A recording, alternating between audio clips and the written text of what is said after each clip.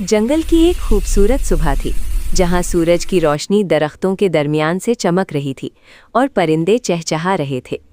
इसी जंगल में शेर राजा, हाथी भोलू, बंदर चीकू और हिरन रानी मिलजुल कर रहते थे। मगर चीकू बंदर अपनी शरारतों की वजह से अक्सर दूसरे जानवरों को तंग करता रहता था। कभी खाना चुरा लेता और कभी मजाक करता।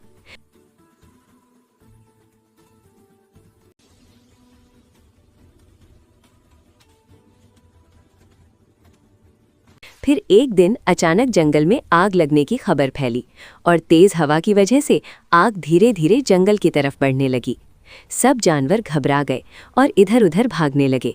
लेकिन हिरण रानी ने हिम्मत दिखाते हुए सबको इकट्ठा किया और कहा कि अगर हम मिलकर काम करें तो इस मुसीबत का मुकाबला कर सकते हैं।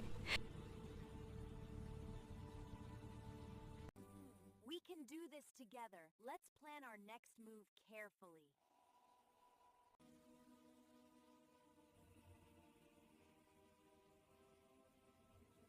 फिर हाथी भोलू ने अपनी सूंड से पानी ला लाकर आग पर फेंका। बंदर चीकू ने दरख्तों की शाखें हटाकर रास्ता साफ किया और शेर राजा ने सबको हिम्मत देते हुए सही जगह पर रहने की हिदायत दी। कुछ देर की मेहनत के बाद आग बुझ गई और जंगल महफूज हो गया। इस मुश्किल वक्त में चीकू ने समझ लिया कि सिर्फ शरारत नहीं बल्कि दोस्ती और जिम्मेदारी ज़रूरी होती है। उसने अपनी गलती मानी और वादा किया कि अब वो सब जानवरों के साथ मिलजुल कर रहेगा।